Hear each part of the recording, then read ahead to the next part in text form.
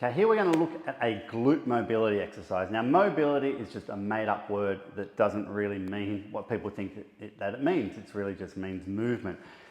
Most of what we look at in terms of mobility exercises in the industry are probably just dynamic stretches.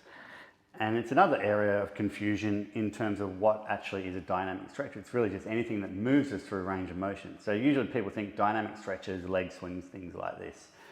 If we take something like a 90-90 stretch, which is this, and we move in and out of it like this is now a dynamic stretch. We're stretching through movement.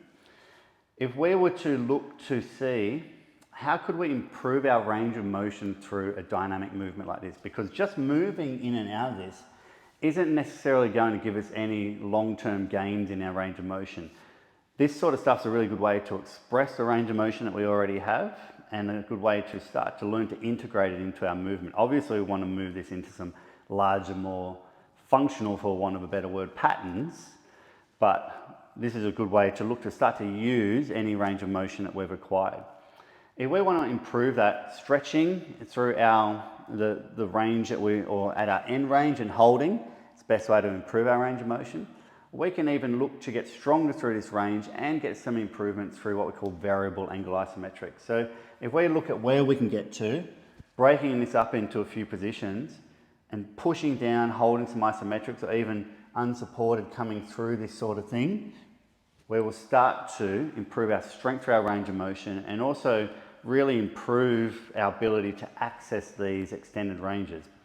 Ideally, we then want to utilize this sort of movement into a larger pattern. And this is often what people think about as mobility, but we're not necessarily going to improve our range of motion with mobility. So something like, I think I had this in one of my classes online, moving to here.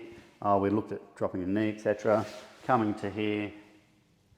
So some of those movements there are going to allow me to use the range of motion that I've acquired in my phase one strategy through gaining glute range of motion.